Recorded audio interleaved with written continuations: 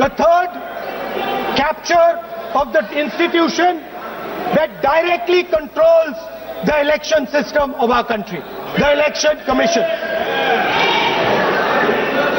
Now, I am not saying this without proof.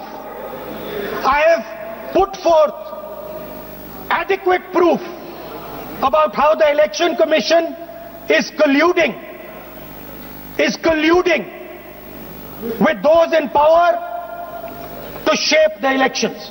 But I want to ask three questions first, which will make it very clear that the BJP is directing and using the Election Commission to damage India's democracy. The first question, why is it that the CJI was removed from the selection panel of the Election Commissioner?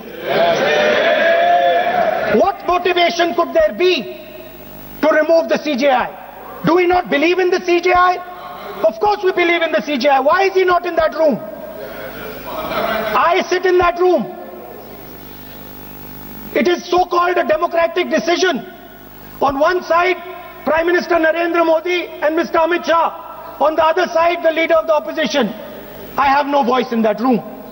What they decide is what happens. So the first question, why is the Prime Minister and Amit Shah so keen on choosing exactly who the Election Commissioner is going to be? Second question, and even more devastating question, no Prime Minister has done this in the history of India. In December 2023, this government changed the law. They changed the law to make sure that no election commissioner could be punished for any action they take while they are election commissioner. Immunity. Why would the Prime Minister and Home Minister give this gift of immunity to the election commissioner? Why would they need to give this tremendous gift that no Prime Minister has given ever before to the election commissioner? Yes. Mr. Shah is looking into the ceiling. Maybe he will answer this question when he speaks. And finally, why was the law with regards to CCTVs and the data that they contain changed?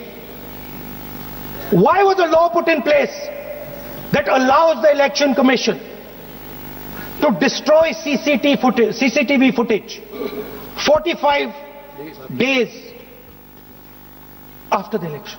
What is the need? The answer given is it is a question of data. It is not a question of data. It is a question of stealing the election. Now, what is the result of this institutional capture?